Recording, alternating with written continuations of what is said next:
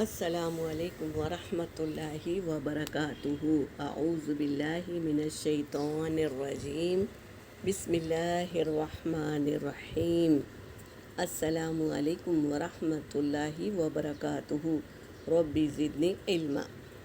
آج ہم رسول صلی اللہ علیہ وسلم کی پڑھی ہوئی دعاؤں کو یاد کریں گے اور پڑھیں گے۔ رسول صلی اللہ علیہ وسلم نے فرمایا کہ پریشانی کے وقت یہ 3 دعائیں بار بار پڑھا کرتے تھے۔ رسول صلی اللہ علیہ وسلم پر جب بھی کوئی پریشانی آتی تو وہ کیا کرتے تھے، یہ 3 دعائیں بار بار پڑھا کرتے تھے۔ تو ہم بھی، پریشانی تو سب کو ہے، تو ہم بھی کیا کریں گے، یہ دعا کو یاد کر کے پڑھا کریں گے انشاءاللہ۔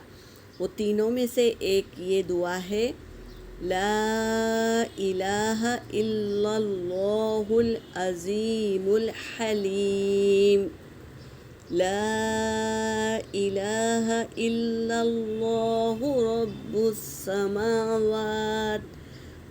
السماوات و رب الارض و رب العرش العظیم۔ ترجمہ کیا ہے؟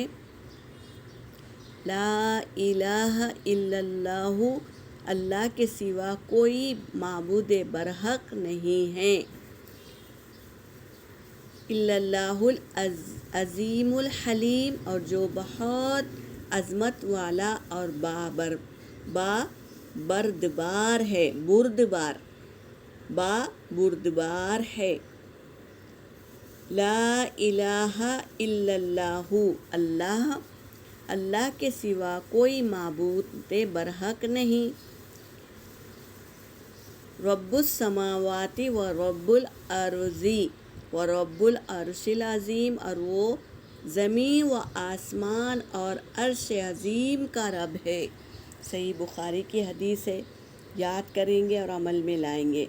اور اس کے بعد دوسری کون سی ہے؟ لا الہ الا انت سبحانک انی کنت من الظالمین۔